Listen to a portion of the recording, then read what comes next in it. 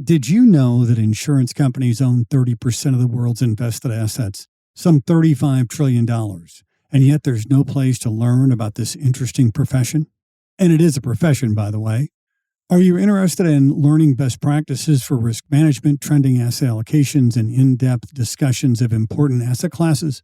Welcome to insuranceaum.com, the ultimate destination for professionals like us. I'm Stewart Foley, CFA, founder and managing partner of insuranceaum.com. Our professional learning programs offer a wealth of knowledge and the opportunity to learn valuable CPE credits and badges, helping you sharpen your skills and advance your career. Each badge you earn represents the hard work and expertise you've gained in mastering essential industry topics. Visit insuranceaum.com/professional-learning today to take the next step in your professional journey. insuranceaum.com, where education meets opportunity. Welcome to another edition of the insuranceaum.com podcast. You need to control the idiosyncratic risk in your portfolio now more than ever. Bonds don't always provide protection against inflation. The best time to be an originator of consumer credit, for instance, is after the market is repriced, after there's been blow up. The larger the volume, the lower the cost. The market underwriting right now is actually in a good spot. My name's Stewart Foley. I'll be your host. Hey, welcome back. This is the insuranceaum.com podcast. I'm Stewart Foley, and this is our Executive Spotlight series where we're sitting down with leaders shaping the future of insurance asset management. And today's topic is overlooked opportunities, investment-grade emerging market debt. And we're joined today by Mark Hughes and Kevin Ritter, both CFA charter holders and the co-head of emerging market debt at PPM America. Mark and Kevin, you bring a lot of experience. You've been at several different places, and now you're leading the emerging market platform at PPM America. And PPM has a long history of their commitment to the insurance industry. We're thrilled to have you both on. Welcome. Thanks, Stuart. Great to be here. And Stuart, I'm glad you mentioned the long history here at PPM. So we're actually celebrating our 35th anniversary at PPM this year. So you have July 4th, obviously Independence Day, July 5th. 35 years at PPM. Wow. Good for you. Welcome, Mark. Let's just start it off the way we always do, which is, where'd you grow up? What was your first job? Not the fancy one. And we've added one lately, which is, what was your first concert? Well, thanks for sharing the time to be here today, Stuart. So I grew up in the East Bay Area, east of San Francisco. And really since then, I've moved around a lot, lived in Oregon, Washington, up and down the East Coast, and have normalized here in Southern California. But my main problem with that is that, I'm a Giants fan from growing up, and here I live about 9 miles from Dodger Stadium, so I don't make a lot of friends that way. No, I can understand that. What was your first job? Not the fancy one. And what about your first concert? Sure. So first job I was a janitor at my local church. So I was doing all sorts of odd jobs, fixing the water heater, mopping the floors, fixing the sprinklers when they broke. And I think from a young age, wanted to make some money, wanted to, put myself to good use. And it was a hardworking start, but it started me off in my career. Good deal. Yeah. And first concert would have been Huey Lewis and the News with my dad, probably in 1984. Wow. There you go. All right. Kevin, here you go. Where'd you grow up, first job, and what was your first concert? Yeah, so I'm from Cincinnati, Ohio originally. So similar to Mark in that I've had a lot of anguish over the past 10, 15 years following the Cincinnati Reds, and maybe a little bit better news on the Cincinnati Bengals of late. But obviously, it's been a pretty tough journey for both of my sports teams. As far as first job, so my first W-2, actually similar to Mark in that I worked for the local church, but I worked cutting grass at the cemetery. And Stuart, that didn't include, the riding mower. I was on the push mower, and the edger there around the gravestones. So man, I can relate. Pretty, I've done job. The cemetery mowing. I've done the home mowing. I've done the Elks Lodge mowing, all of it. I have not mowed my own grass. I mean, in protest for years as a result of that. So I can relate to that one. What was your first concert? First concert would be Jimmy Buffett. So a lot of parrot heads in Cincinnati. Wow. So there you go. So big parrot head over here too. So that's awesome. I really like these questions. I think that one's going to stick. So let's dig in here a little bit. Kevin, I want to start with the big picture here. I mean, how does PPM fit into the landscape of insurance asset management? How does your team's experience with insurers shape your approach to managing EM debt? Can you talk just a little bit about that at a high level? Sure. So PPM is a Chicago-based investment manager owned by one of the premier annuity players in the United States. And Stuart, I'd say that managing general account assets is really in our DNA here at PPM. So over half of our assignments are actually general account assignments, but both from our parent company and third party assignments. We manage strategies across the fixed income spectrum, everything from public securities to private fixed income, below investment grade, obviously emerging markets, the topic du jour here, and certainly have strategies in the private equity and also the structured products arena. I would say too that being owned by an insurance company, we're certainly going to have that best in class process with regards to credit analysis. So anything that goes into the parent company GA goes through a very robust underwriting process. All of the holdings here at PPM also have an internal rating and an internal relative value opinion, but by our analyst team. So certainly, not only does our parent company benefit from that, but certainly our third party clients also enjoy those benefits as well. And as I mentioned prior, so certainly an exciting time here at PPM.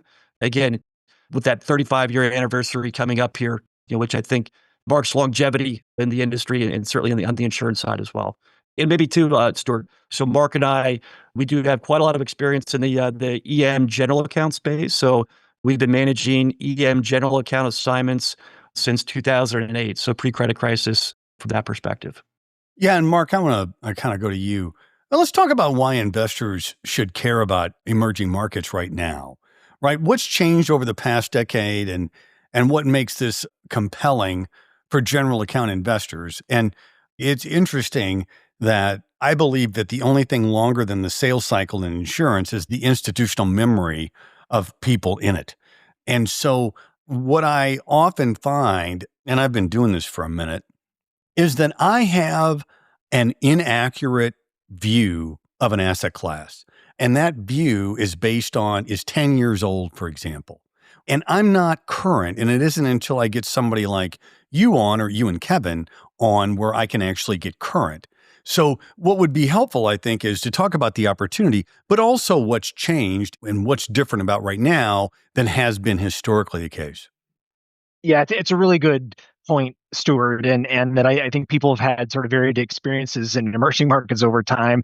And I was actually just speaking with a big asset allocator yesterday, and they were complaining to me about really how EM has underperformed their expectations over time.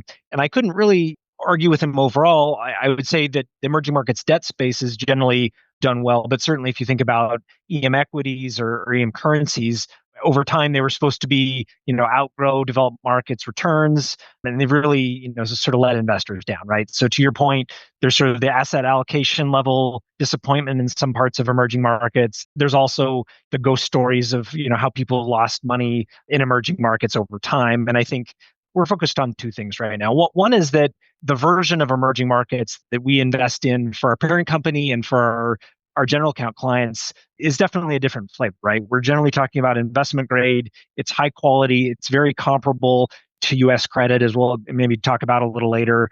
And so it's a lot of the sort of negative parts of EM that people have in their minds, really aren't applicable to what we're talking about. The other thing that is really more timely is that we do feel like there's been a bit of a paradigm shift here.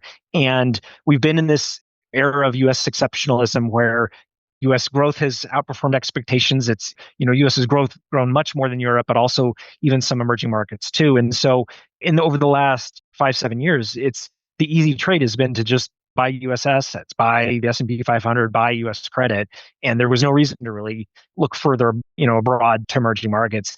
What you're seeing is in the policy volatility, the tariffs, a lot of it, investors both globally and at home here are rethinking their asset allocation, and they're making the tough decision that they may need to allocate a little bit more out of US right now. And we're really leaning into that. We're having a lot of conversations with clients, and we find that, as they learn more about investment grade emerging markets debt, it has characteristics they really like, and they think it offers a lot of value.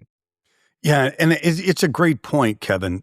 Emerging markets doesn't mean the same thing as it used to, right? There's some areas that used to be called emerging that probably aren't anymore.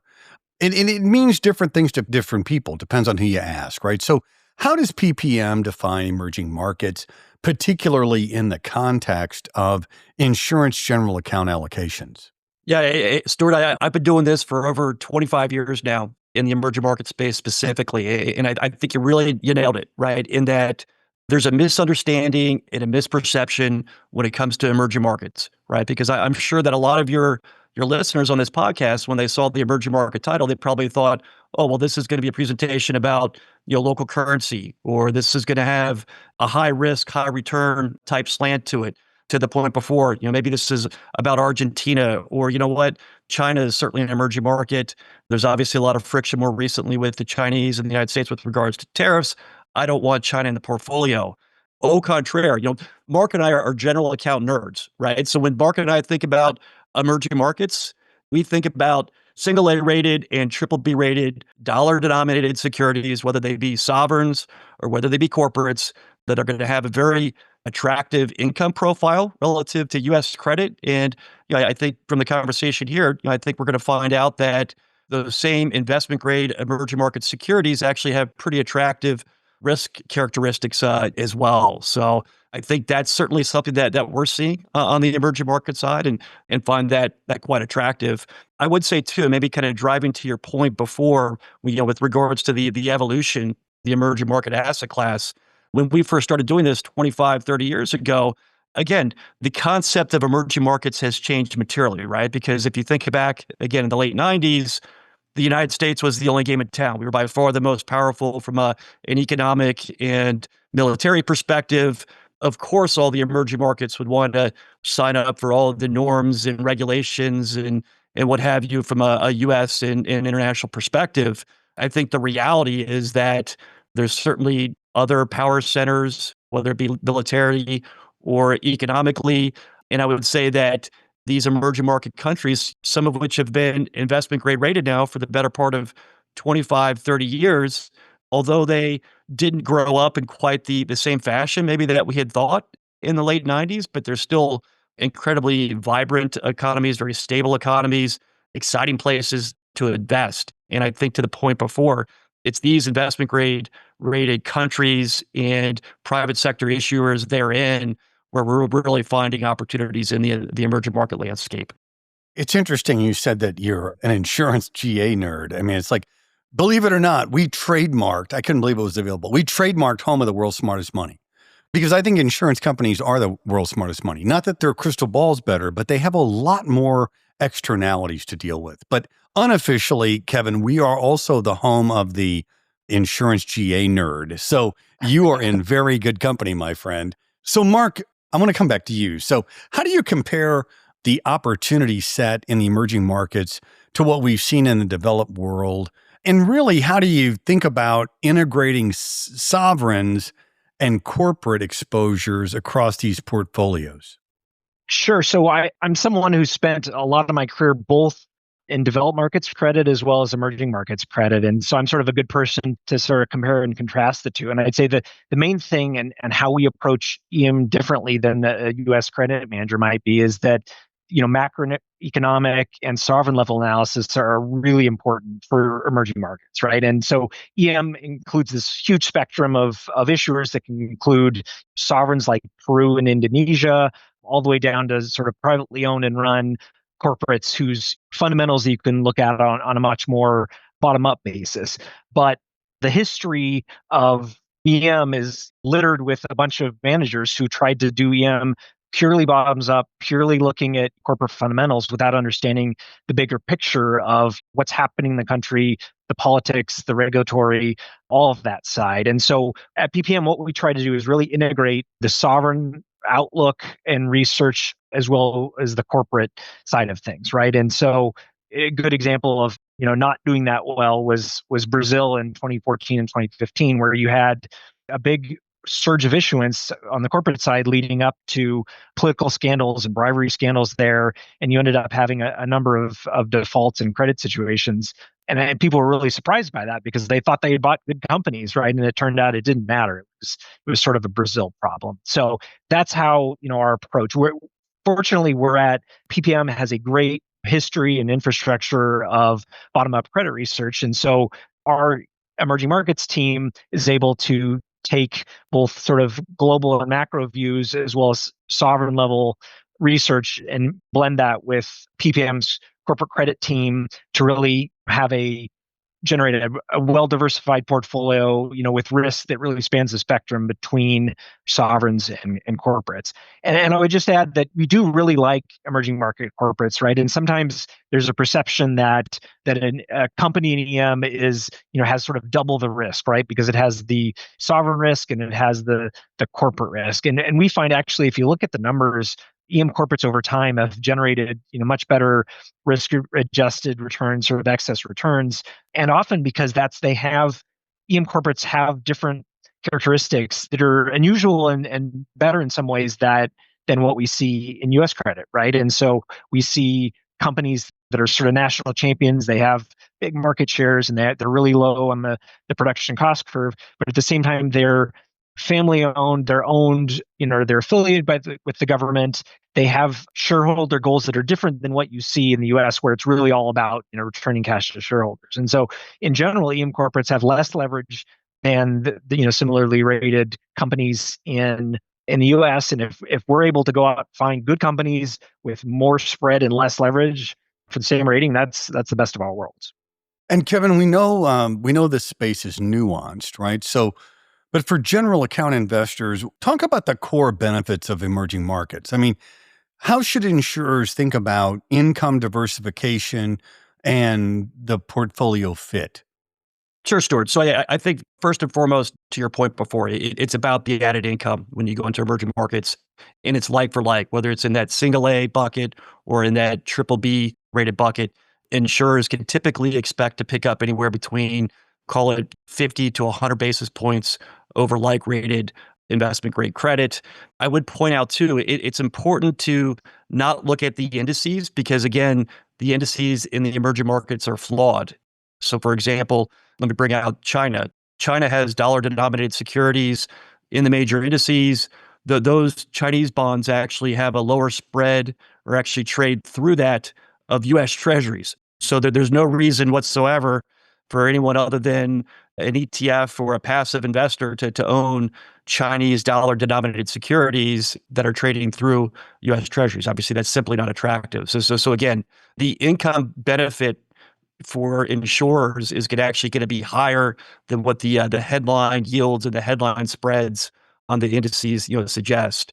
And then I would say too, certainly from a diversification perspective, certainly Mark alluded to it before, but you're talking about different business cycles in the emerging markets. And certainly we're seeing that here, right? Because of some of the more recent trade and tariff policies here in the United States, you're expecting some of the IMF, for example, has forecast a pretty significant slowdown in U.S. economic activity.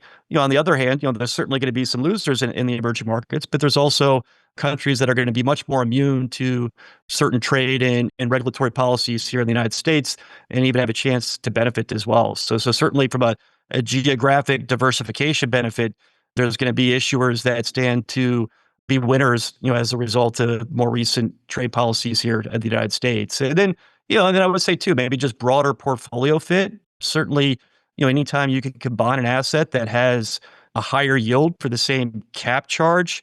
And again, because there's different business cycles, there's going to be different correlations involved here too. So from an efficient frontier perspective, insurers may be able to reach a higher income profile and at the same time, perhaps even reducing overall portfolio volatility at the same time. That's super helpful. And Mark, you mentioned risk a moment ago, but I'd kind of like to go back if we could. From a general account perspective, how do you evaluate the risks of an EM allocation? Particularly, like what should investors understand about impairments, ratings mitigation, and volatility? Sure. And as a longtime credit guy, right, being good at credit is understanding downside, right? There's not the upside to owning credit is you clip your coupon, right? And downside can be pretty severe. So we always want to, when we're talking to clients and prospects, we always want to be sort of upfront with them about, all right, you may have a perception of what the risks are of being an EM, but like, here's the facts, right? So when we like to sort of talk apples to apples, EM investment grade debt versus US investment grade, right? And when it comes down to the things that our clients care about, right? It's, as you mentioned, right? It's, ratings migration downward, it's impairments, it's volatility and drawdowns and things like that. We find that EM is actually pretty comparable to US investment grade, right? And so when you're getting paid, as Kevin mentioned, 50 basis points plus of additional spread for something that has the same risk profile, when you cut it in a bunch of different ways, then that's actually pretty good. There's things that, as EM specialists, we have to watch out for, right? One of the things is sort of the sovereign level risk. When you add all of the sort of issuers and credits in a country up together, and you have to make sure you're managing that.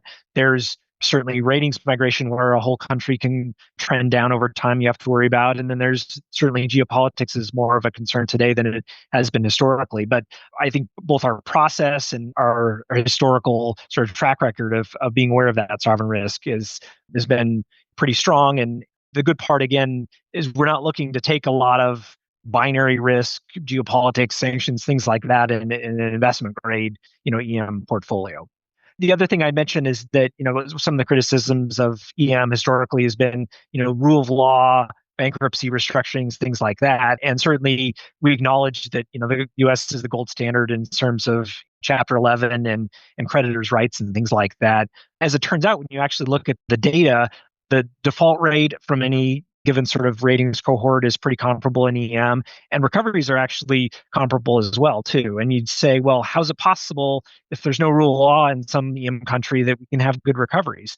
And the answer is twofold. One is that often restructurings in EM end up having to be consensual sort of arrangements with issuers, whether it's on the sovereign side or a corporate side, because those issuers know that they're never going to get access to credit ever again if they don't go through a more consensual restructuring. The other thing is that it's really hard to enforce liens, get security in capital structures in EM, and that it can be a problem at times. But when a company is looking at having to restructure its debt, it means that everybody in the cap structure is pari passu, and you're not going to have some of the problems with waterfalls and low recoveries for subordinated tranches, or even the creditor on creditor violence that you see in the US these days.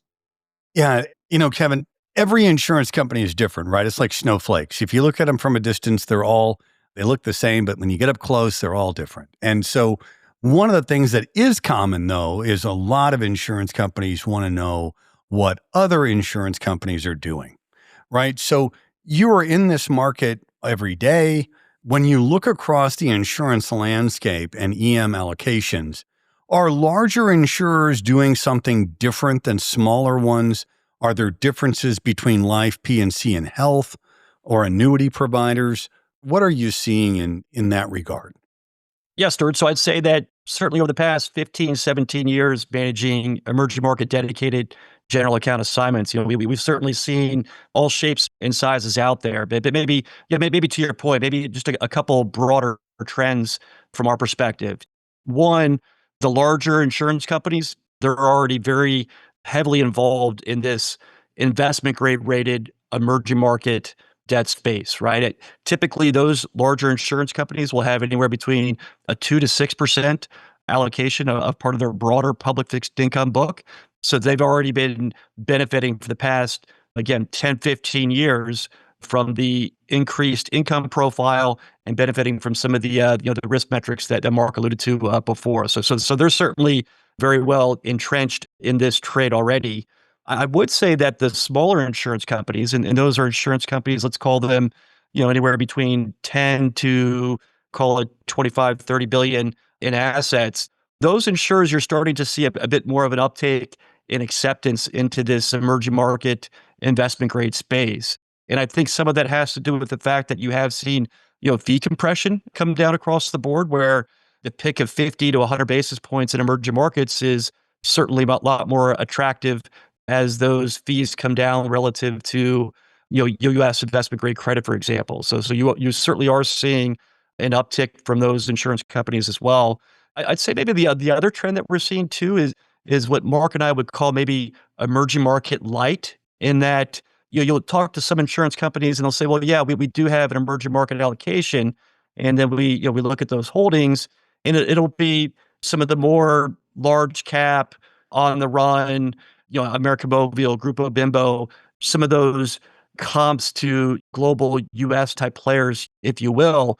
Again, when Mark and I put those in EM general account insurance nerd hats on, we're thinking about that kind of that second and third layer within that emerging market space where, again, these are going to be more regional players, more country specific players, or smaller issuers where you're really going to find that yield pickup or that income pickup versus U.S. credit. So then that's going to be very much our focus from that perspective. As far as granularity amongst P&C versus annuity, I'd say general life annuity, certainly very much entrenched in this trade in general. I'd say that our P&C prospects and clients, I think that just kind of given the duration profile of some of the liabilities, they've been looking elsewhere perhaps, but I think that there is some emerging market exposures in those portfolios as well. Yeah, I mean, you mentioned the second and third layer there. I mean, that's where the value is, right? And that's where you get paid to roll your sleeves up, which is the name of the game, right? It's but Mark, I mean, there's no conversation of late that doesn't need a private markets lens. So let's pivot to the private side of emerging markets. What's the current landscape there for EM debt opportunities, and how are insurers thinking about things like structure, enforceability, and maybe deal type? Yeah, absolutely. So obviously, if you're looking at private debt, like one of your top reasons is you're trying to, enhance yield in your portfolio. And obviously that's really important when you're out, as a general account allocator, you need to have competitive yields.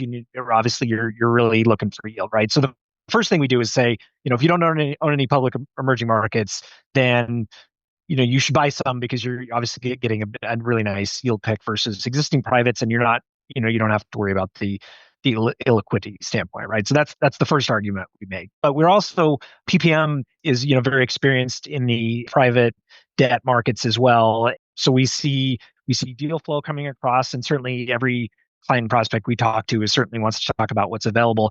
You brought up enforceability, and I talked a little bit about structure earlier, and that's one of the tricky things that will probably continue to make emerging markets private debt different than what you see in U.S. private credit is that, again, a lot of the whistles and bells and indentures and covenants and liens and all that stuff that really you benefit from in private credit in the U.S. A lot of that is not, you can try to use it, but it may not be that useful. And at the end of the day, and I'm sure there's a bunch of, high yield companies in EM that would love to borrow unsecured from you, but you're not necessarily going to want to do that either, right? So what that means is for us is that we're looking for higher quality companies where we're not trying to enforce liens on people in Brazil. And instead we have good credits that we're getting a little bit of yield pickup because of the private status. And really the universe of private debt in EM is pretty broad, right? And so you have a wide range of issuers from typical sort of public issuers issuing in private format just to sort of broaden their investor base. We've seen sovereigns out there who don't want to tap the market and want to do something more in the syndicated loan space or more even just a private placement loan that we find interesting. There's certainly infrastructure type deals always, fall into the private debt markets. And really it's a nice intersection between, investment grade, hard assets and emerging markets that need that sort of development capital. So we're seeing lots of opportunities out there. I think our EM, obviously there's been such an influx of money into private credit in the US, and sort of we're just in the early stages of the EM, but we're excited to be involved. That's awesome. So kind of a question that sometimes we don't get to, which is, and this is for you, Kevin, if a general account investor is looking to enter EM, what's the best way to do it? I mean, how do you think about ramping exposure, seasoning portfolios, or maybe incorporating both public and private allocations? But at the end of the day, where do I start? Yeah, Stewart, you're asking buy questions. I love that. So fantastic. I'd say that's certainly first and foremost. You obviously have to set your risk return budget, if you will, right? So I think maybe to kind of pick up on Mark's discussion before, is there going to be a bucket for emerging market private credit? Will there be a bucket for below investment grade emerging markets? Whether that's to collect fallen angels or to target rising stars in the portfolio. After that, you have to think about how to position the exposure, right? I think that when we speak to a lot of our prospects and existing clients, they think about it in the context of their U.S. investment grade allocation, and in which case part of that U.S. IG allocation goes to this EMIG allocation and kind of fills up that bucket. And we also have a couple of clients as well that think about it in the context of their private debt allocation that Mark alluded to before, in that in the public space, in public emerging markets, you get a very similar income pickup for the same cap charge as you would as it in investment grade rated private credit. So perhaps it's part of that bucket as well. From there, it's really about identifying managers that do both emerging markets well and general account well, because I would say that from experience, doing this, particularly at the onset, there's going to need to be a lot of two-way dialogue between the investment management team and the portfolio management team on that emerging market allocation. There's going to be plenty of questions with regards to political developments, settlements questions, you name it. Again, it's important to kind of work hand in glove, if you will, on that emerging market allocation, very, very close with the client to that regard. And then from there, I would say that our preference is really to ramp up that emerging market exposure over time. We think relative, it's via the new issue calendar, it's via one-off opportunities in the market that are really going to allow for that really, that largest income pickup, if you will, relative to U.S. investment grade. So again, we would advocate averaging into that emerging market trade over the course of a 6 to 12 month type period. Yeah, it's super helpful. We've gotten a great education on emerging markets today with you and appreciate you being on very much. If you could each give one takeaway from today's podcast that you'd want our listeners to remember, and I'll start with you, Mark. What's your takeaway from today? I think that people don't fully understand emerging markets, right? And as you talked about at the beginning, there's a lot of scary headlines you see. And I think that once you really dig in and get to know what the types of bonds that Kevin and I are buying, I think a lot of that, the fear goes away and it changes to sort of much more interest we see from prospects in getting more involved in emerging markets. That's great. Kevin, how about you? Yeah, I mean, Mark hit it, right? It's because of the misunderstandings and the misperceptions in emerging markets that allows for this opportunity in the investment grade EM space, where again, you're going to pick anywhere between 50 to 100 basis points for that same cap charge, and that's going to have a very similar historical impairment and ratings progression profiles. And again, from our perspective, that's quite attractive. Yeah, that's super helpful. So a couple of fun ones for you on the way out the door. When you're adding members to your team at PPM, what are the characteristics that you look for? And the purpose of the question is really to talk about the culture, right? What characteristics are you looking for when you're interviewing folks to add to the team? I think across my career, the people that I've enjoyed interviewing and that, ultimately would want to be a member of our team, are people that are intellectually curious, right? And I think that's what Kevin and I and our team enjoy on a daily basis, right? We're coming in, we're learning new things about markets. Sometimes, we're losing money in the process, but it's a fascinating job. And if you're not constantly leaning into what the information that's being presented to you, being almost entertained by it, it's not for you. And so that's really, a critical factor of somebody that makes a good investor in my mind. That's very well put. The last one I have is you can have lunch or dinner you get to each invite one guest because it's a table of 4 and there's 2 of you. So who would you most like to have dinner with, alive or dead? I started with you last time, Mark. I'll start with you, Kevin. Who's your person? Can we have Pete Rose fight it out with one of Mark's Giants baseball players? Of course. I like it. Yeah. Well, I'm not inviting Barry Bonds to dinner, but that would be an interesting one. So my one is not from the sports world, but probably one that pops up on a lot of people's lists. But I always think of Winston Churchill as my guy to have dinner with, and not because of the obviously amazing things he did during World War II, but more just sort of the trajectory of his life that had a lot of ups and downs, right? Like he was involved in really disastrous things that happened in World War I, had to both personally and professionally rebound from that, and yet stayed in the game and was there when Britain needed him, right? And I think there's a lesson to be learned from that today, where having strong principles and values and sticking to them not negotiating them away. I think that's really important. That's super helpful. We've gotten a great education from you both. I really want to thank you so much for being on today. We've been joined today by Mark Hughes and Kevin Ritter, both CFA charter holders and co-head of emerging market debt at PPM America. Thanks for being on, guys. Thanks, Stewart. Great. Thanks so much, Stewart. Thanks for listening. If you have ideas for podcasts, please shoot me a note at stewart@insuranceaum.com. Please rate us, like us, and review us on Apple Podcast, Spotify, or our brand new YouTube channel under Insurance AUM Community. Thanks for listening. My name's Stewart Foley. We're the home of the world's smartest money at insuranceaum.com.